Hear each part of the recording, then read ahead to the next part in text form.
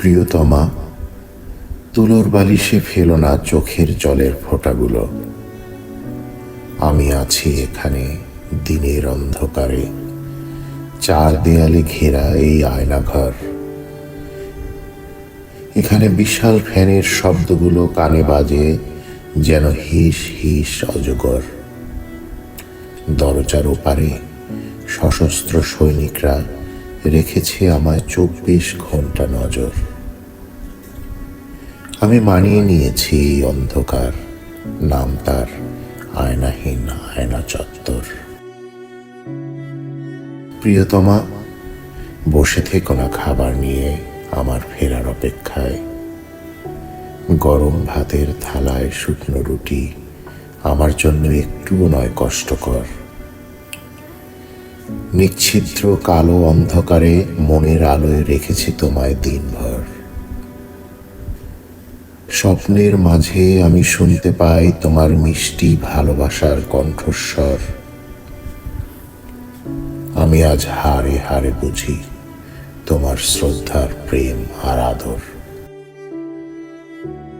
প্রিয়তমা, না পাওয়া ভালোবাসাগুলো কেন যেন এত বেশি গভীর হয়।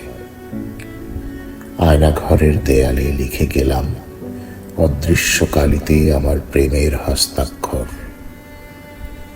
অন্ধকারের মাঝে আমি স্পষ্ট দেখি আমার মায়াবী বধূর কলেবর। তুমি আমায় ক্ষমা করে দিও, আমি পরিশোধ করতে পারিনি তোমার দেলমোহর। আয়না ঘরের অন্ধকার কালো আমায় যে করেছে হারিয়ে যাওয়া এক পর। প্রিয়তমা, আয়না ঘরের অন্ধকারে আমি সাজিয়ে নিয়েছি আমার দিনগুলো। দূর থেকে ভেসে আসা আজান শুনে আমি বুঝে নেই নতুন দিনের খবর।